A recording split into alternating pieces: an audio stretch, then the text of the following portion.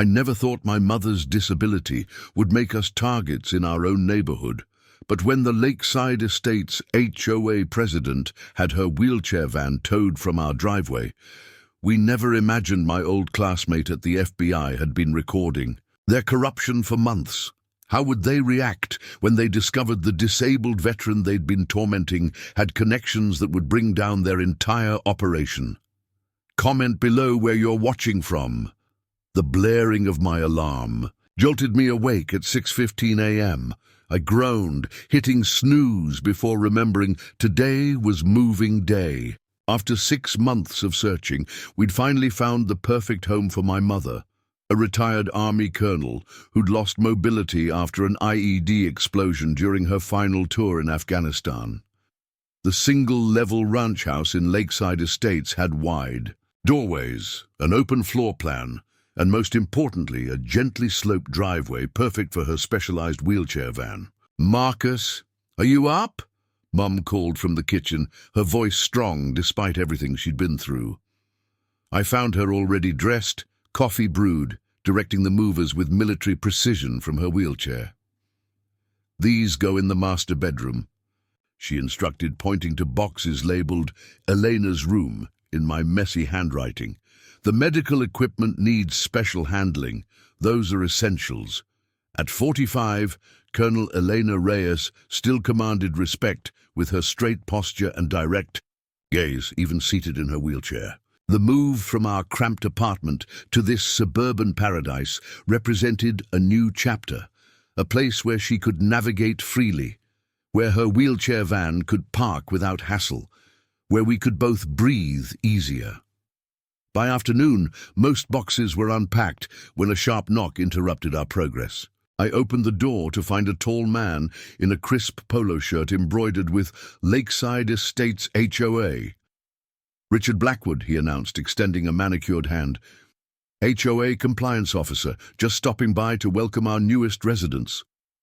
I shook his hand. "Marcus Reyes, my mother and I just moved in today." His eyes darted past me, scanning our living room where adaptive equipment was still being arranged, boxes half unpacked. His smile tightened almost imperceptibly. "Wonderful. I have your welcome packet here." He handed me a thick binder. "This contains our community guidelines, which all residents must strictly adhere to. The monthly fee is $275, due on the 1st. Mom wheeled herself into view. "Thank you, Mr. Blackwood. We're excited to be part of the community." Blackwood's gaze lingered on Mom's wheelchair before he replied, "Yes, well, speaking of community standards," he gestured toward our driveway. "I notice you have a rather unusual vehicle parked there." "That's my wheelchair accessible van," Mom explained. "I need it for transportation." "I see." His tone cooled. "Unfortunately, our bylaws strictly prohibit commercial vehicles in residential driveways. They must be parked in garages or off-site." I stepped forward. "That's not a commercial vehicle. It's a medical necessity for my mother's mobility. It has a hydraulic lift and specialized equipment," he countered. "Our regulations classify modified vehicles as commercial. You'll need to submit a variance request to the board, which meets monthly." He pulled out a citation pad and began writing. "In the meantime, I'll have to issue a warning.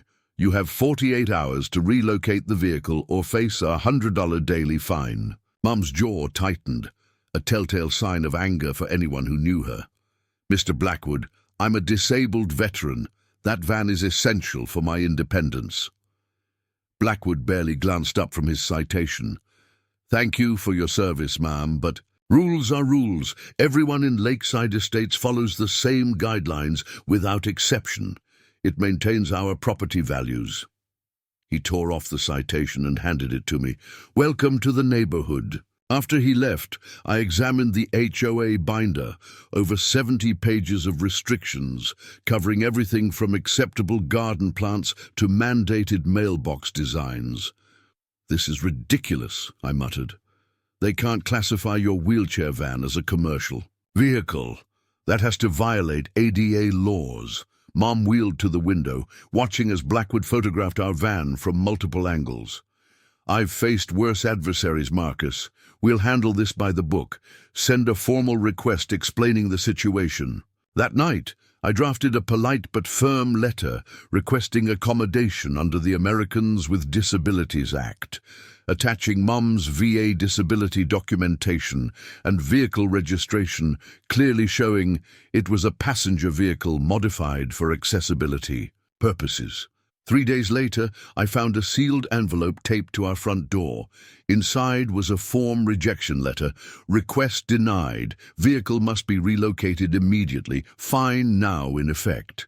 They can't do this, I told Mom, who sat reviewing the rejection with military calm. This is textbook discrimination.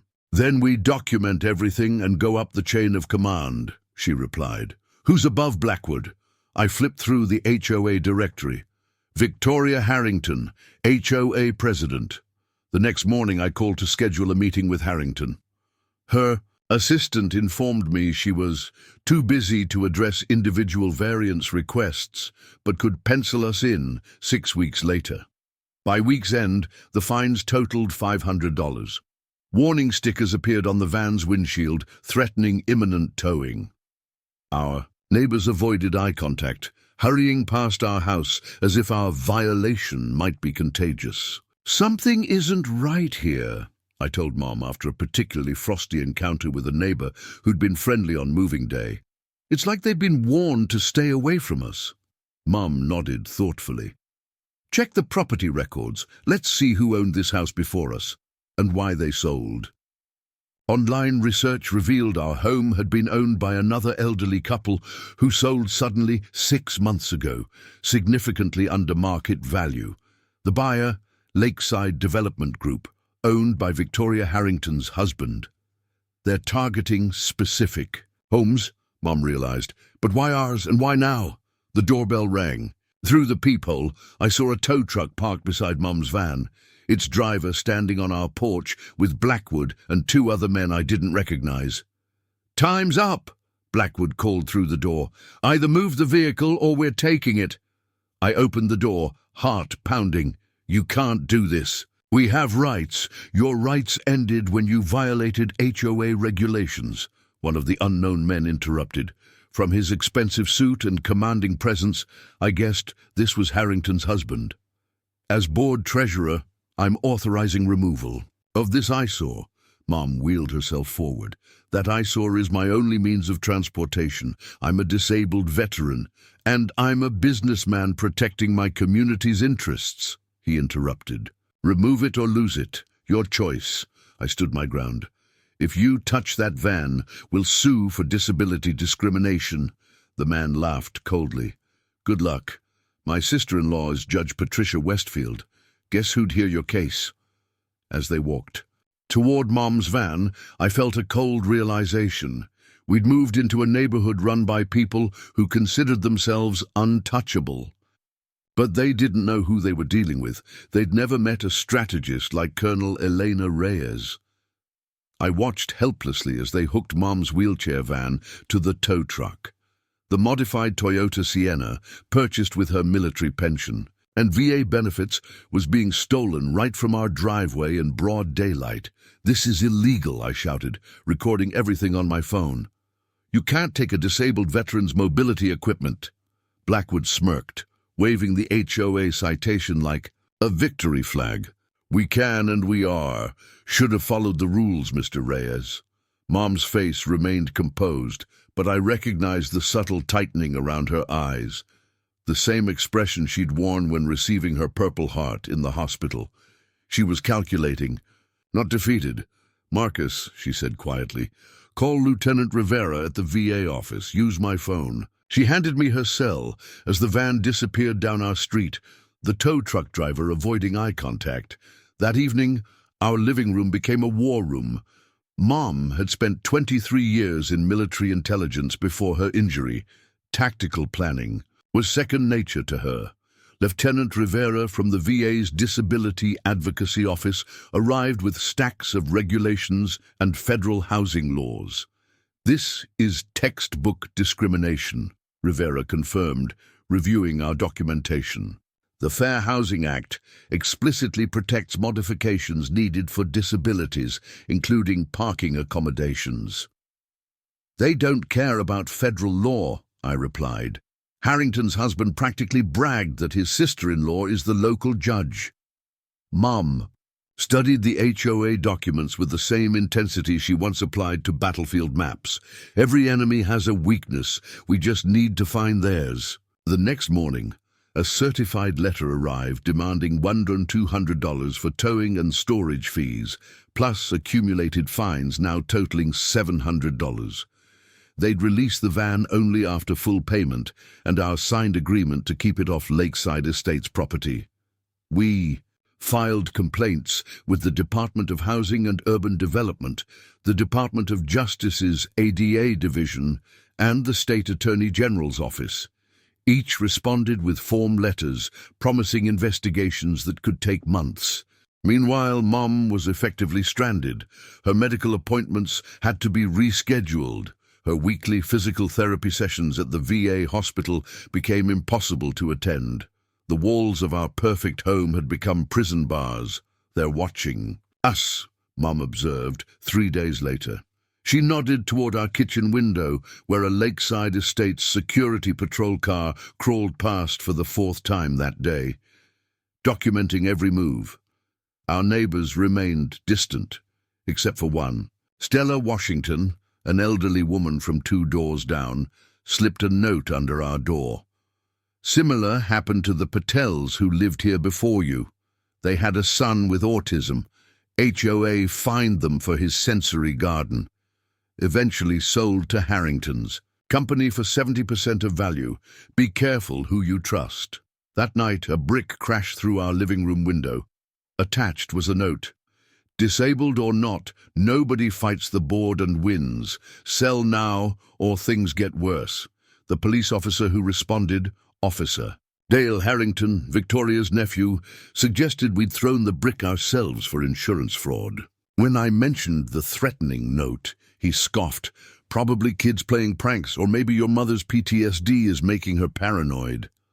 Mom's expression never changed, but I knew that comment struck deep. Her PTSD diagnosis after the IED explosion had been hard-won recognition of her invisible wounds. Our water pressure mysteriously dropped to a trickle the next day. The utility company found the main valve to our house had been partially closed, something that required a special tool only plumbers and utility workers possessed. When our electricity flickered constantly for 2 days, the power company claimed our home had unusual usage patterns requiring investigation. The technician who eventually restored stable service whispered, "Someone tampered with your meter. I've seen this before in lakeside disputes." Through it all, Mom maintained her colonel's composure, documenting every incident in meticulous detail. "They're escalating," she noted after finding our mailbox filled with sewage. "They want us desperate enough to sell." Online research revealed a pattern. Over the past 3 years, 14 Lakeside Estates homes had been sold to Lakeside Development Group at below-market prices. Each previous owner had been elderly, disabled, or a minority. Each sale followed months of escalating HOA violations and coincidental problems with their properties. "They're flipping the houses," I realized, showing Mom real estate listings, buying low from harassed homeowners, making cosmetic upgrades, then selling high to wealthy buyers who want an exclusive community. The pattern was clear, but proving intentional discrimination seemed impossible without inside information. Then came the most aggressive move yet. I awoke at 3 a.m. to the sound of engines. Looking outside, I saw 3 vehicles blocking our driveway, 2 SUVs, and Richard Blackwood's distinctive red sports car. Victoria Harrington stepped out with 4 men carrying landscaping equipment. "What are you doing?" I demanded, rushing. "Outside in my pajamas. Emergency landscaping violation correction," Victoria announced with artificial sweetness. "Your grass exceeds our 3-inch limit by a 1/4 inch. As president, I'm authorized to remedy violations immediately."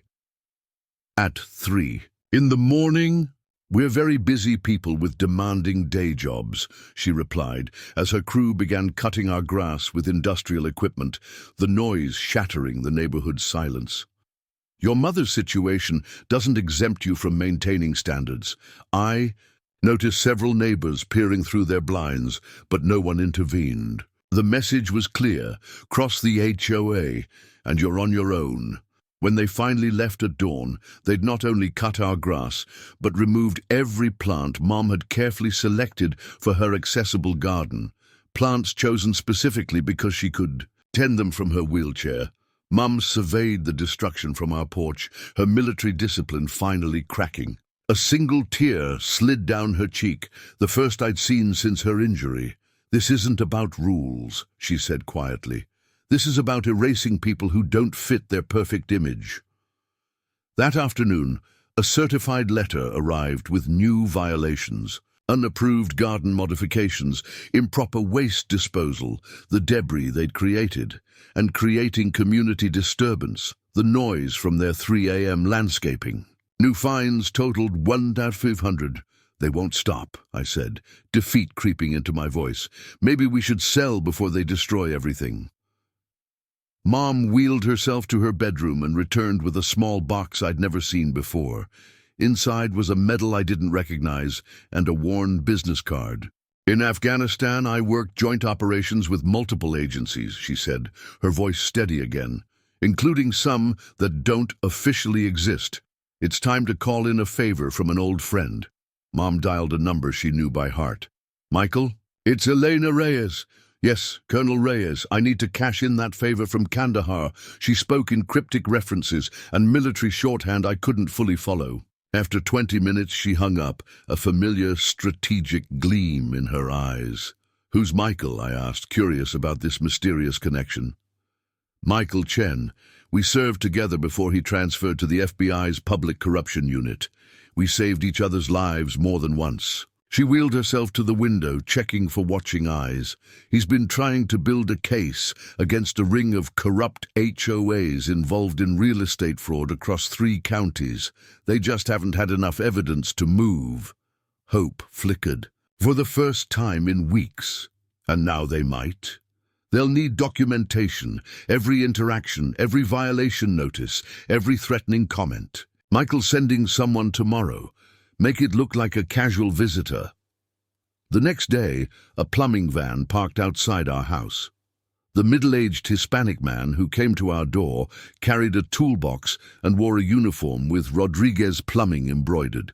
"On the pocket, got a call about a leak," he said loudly enough for any watching neighbors to hear. Once inside, he revealed his FBI credentials. "Special Agent Luis Rodriguez. Colonel Reyes, it's an honor. Your intel work in Kandahar saved many American lives." For the next 2 hours, Agent Rodriguez installed tiny cameras disguised as smoke detectors, electrical outlets, and light switches throughout our home. Outside, he placed weatherproof cameras in birdhouses, landscape lighting, and even fake rocks. "These will document every interaction on your property," he explained. "But we need something more, proof of their system-wide corruption, preferably in their own words." Mom nodded. "They need to reveal their entire operation." "What would make them do that?" "A threat to their scheme," Rodriguez suggested. "Something that would make them desperate enough to show their hand." That evening, we crafted our strategy. Mom made several calls to old military contacts, and I spent hours creating convincing-looking documents. The next morning, I visited the county recorder's office and filed paperwork that would be public record by afternoon. On my way home, I spotted Richard Blackwood parked across from our house in his ostentatious red sports car, photographing me with a telephoto lens. Perfect. At 6 p.m., right when Victoria Harrington would be returning from her real estate office, a black government SUV with tinted windows pulled into our driveway. 2 stern-looking men in suits emerged, carrying briefcases with federal government seals. They stayed for exactly 90 minutes before departing. In reality, they were FBI agents building our case. To watching eyes, however, They looked like federal housing officials conducting an investigation. The reaction came swiftly. By 9 p.m., 3 separate neighbors casually stopped by, fishing for information about our visitors. Each left disappointed. When we revealed nothing, at 11:30 p.m., our doorbell rang. Victoria Harrington stood on our porch, her perfect makeup not quite hiding her anxiety. "Mr. Reyes, I think we got off on the wrong foot," she began, her voice syrupy with forced pleasantry. "The board has reconsidered your mother's accommodation request. We'd be happy to grant a temporary exception for her vehicle." "That's very kind," I replied coolly, "but we no longer need that accommodation." Her smile faltered. "What do you mean?" "I'd rather not discuss it this late. Perhaps we could schedule a meeting tomorrow." Victoria's composure slipped further. "Those men today, were they from HUD?" I maintained a neutral expression. "I'm not at liberty to discuss that." Her eyes narrowed. "Whatever you think you're doing won't work. This community has powerful friends." "So does my mother," I replied, closing the door. The next morning, we executed Phase 2. Mom appeared on our front lawn in her full dress uniform, medals displayed prominently across her chest as a photographer took professional headshots. The photographer, another FBI agent, made sure to use equipment with prominent news agency logos. Within an hour, Richard Blackwood parked across the street, frantically, making phone calls while watching the photo session. That afternoon, we had business cards delivered to our home in boxes marked with the seal of the Department of Justice. The cards, props created by the FBI, identified Colonel Elena Reyes as Special Consultant, Housing Discrimination Task Force. By evening, Victoria Harrington's sleek BMW screeched into our driveway. She didn't bother with pleasantries this time. "What exactly do you think you're doing?" she demanded, barging in when I opened the door. "Mrs. Harrington, please come in," Mom said calmly from her wheelchair. "I've been expecting you." Victoria's gaze darted around our living room, taking in Mom's framed military commendations and the staged Department of Justice folders we'd deliberately left visible. "Whatever game you're playing won't work," Victoria hissed. "Do you have any idea who you're dealing with?" Mom wheeled forward, every inch the decorated colonel. "I believe that's my question to you, Mrs. Harrington. Sit down. We have much to discuss." Victoria remained standing, arms crossed defensively. "There's nothing to discuss. If you think your military record gives you special privileges here, you're mistaken. This isn't about privileges," Mom replied evenly. "It's about federal law. Specifically the patterns of housing discrimination and real estate fraud operating through lakeside estates." Victoria's face paled slightly before she recovered. "That's absurd. We maintain community standards. Nothing more. Is that what you call targeting disabled homeowners and minorities with fabricated violations until they sell at a loss to your husband's company?" I asked. "Interesting standards." "You have no proof of any such nonsense," Victoria snapped, but her manicured fingers twisted her diamond ring nervously. Mom slid a folder across the coffee table. "We have 14 documented cases in this neighborhood alone. Tomorrow, I begin, consulting with the Housing Discrimination Task Force on a multi-county investigation." Victoria's composure finally cracked. "You're bluffing. This is harassment." "Funny, that's exactly what the Patels said before you drove them out," Mom countered. "And the Goldsteins before them. And Mrs. Washington's sister before that." Victoria stared at Mom, recalculating. "What do you want? Money? Your van back? Fine. Consider it done. But this ends here."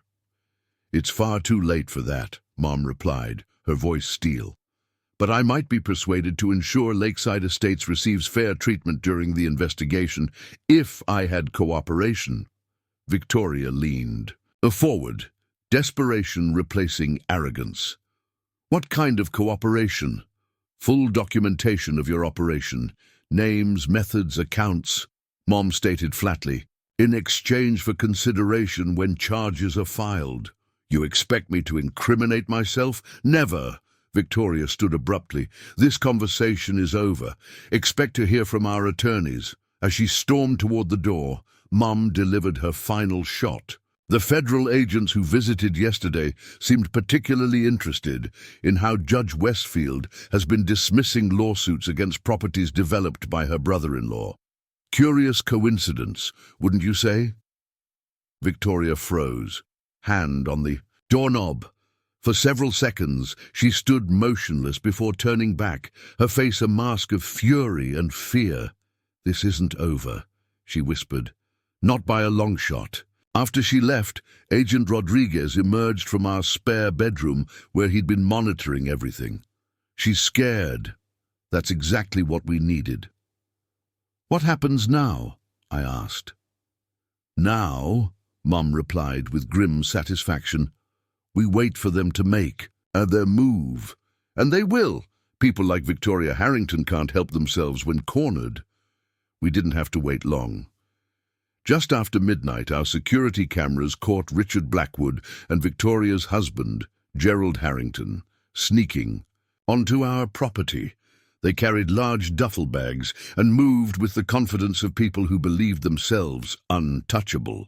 They took the bait, Agent Rodriguez whispered, monitoring the feeds from our makeshift command center in Mom's bedroom. 5 FBI agents watched silently as the intruders picked our front door lock with practiced ease. Wait for them to fully incriminate themselves, Mom instructed, her military training evident in her calm demeanor despite the home invasion in progress. We watched on the monitors as they entered our living room. Gerald pulled out documents from his bag and began planting them in our desk drawers. Tax fraud evidence, Gerald muttered to Blackwood. Victoria says once we call in an anonymous tip, they'll be too busy defending themselves to continue this housing discrimination nonsense. What about the FBI connection? Blackwood asked, nervously glancing around. That's why we're also planting these. Gerald removed small plastic bags of white powder from his duffel. Friend at the DA's office says drug charges will discredit her military reputation completely. No one will believe anything she says after this. Blackwood looked uncomfortable. Isn't this going too far? She's still a decorated veteran. Gerald's laugh was cold. Too far?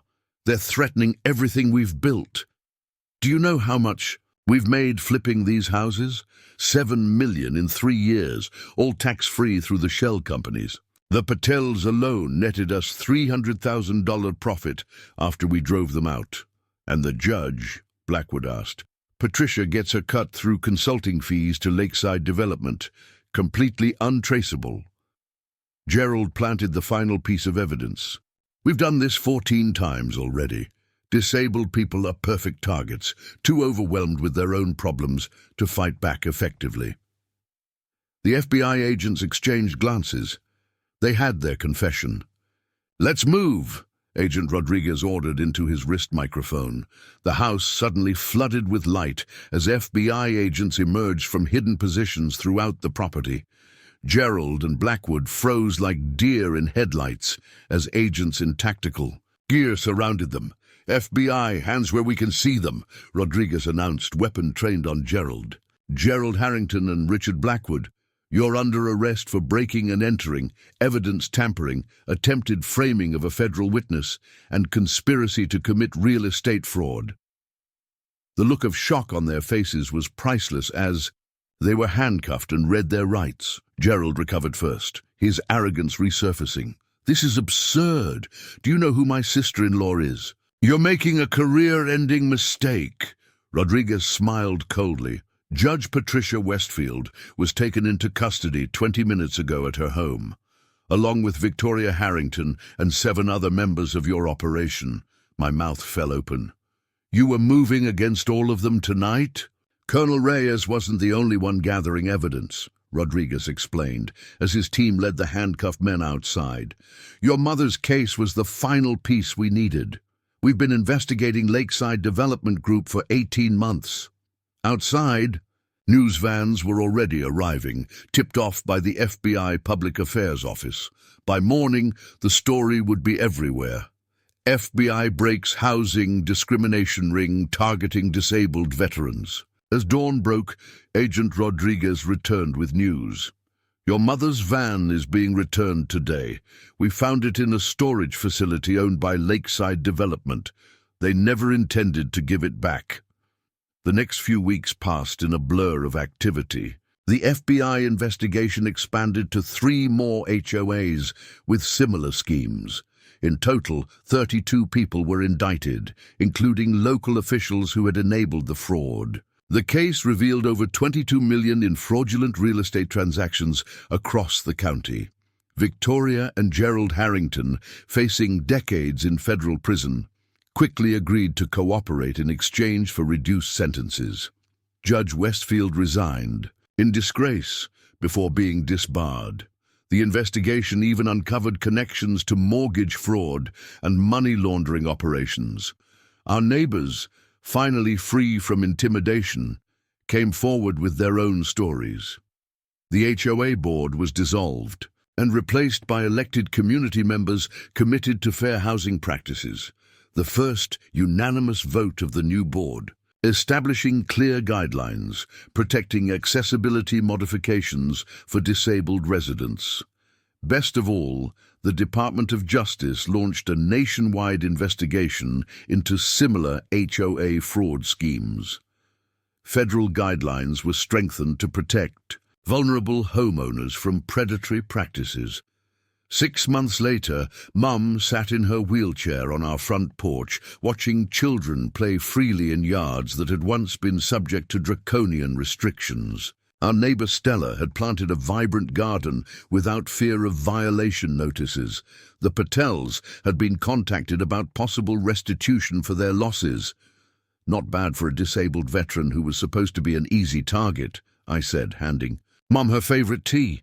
She smiled, the Colonel's strategic mind still evident behind her eyes. They made a critical error in judgment. Targeting a decorated military intelligence officer?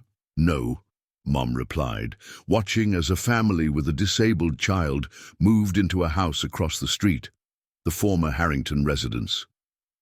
They mistook accommodation for weakness. Being disabled doesn't make you powerless. Sometimes it makes you fight harder for justice. That evening, a special delivery arrived from the Department of Housing and Urban Development, a formal commendation for Colonel Elena Reyes.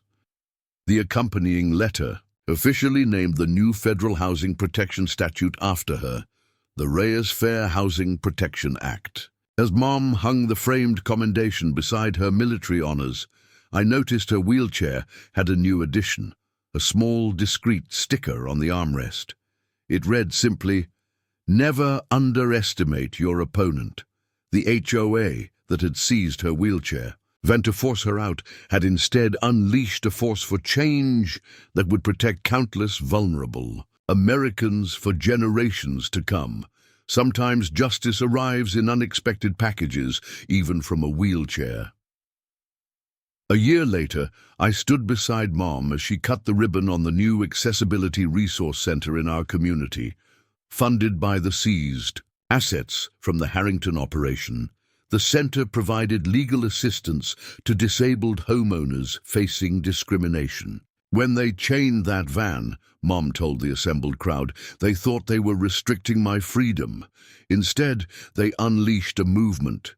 The story of Lakeside Estates became a case study at law schools nationwide. Michael Chen, now promoted to Assistant Director of the FBI's Public Corruption Division, used our documentation methods as training material for agents. Most surprisingly, Richard Blackwood reached out from prison. His testimony had helped convict dozens of corrupt officials across 3 states. "I joined thinking it was about community standards," his letter read. "I never meant to become part of something so cruel." Mom invited him to speak at the center after his release, a powerful voice on how easily people can become complicit in discrimination. The last time I saw Victoria Harrington was on television being led into federal court. She glared directly into the camera, still defiant despite overwhelming evidence. The reporter mentioned she'd been assigned to a prison job maintaining wheelchair accessibility ramps throughout the facility. Sometimes justice has a sense of irony. As for our neighborhood, it flourished under inclusive leadership. Property values increased, not from exclusionary tactics, but because Lakeside Estates became known as a welcoming community that valued diversity. Never underestimate an opponent, Mum often says at her speaking engagements, especially one who has nothing left to lose but their dignity. The wheelchair van that started it all? It sits in our driveway proudly, no longer just a mobility device, but a symbol of resistance against those who mistake difference for weakness.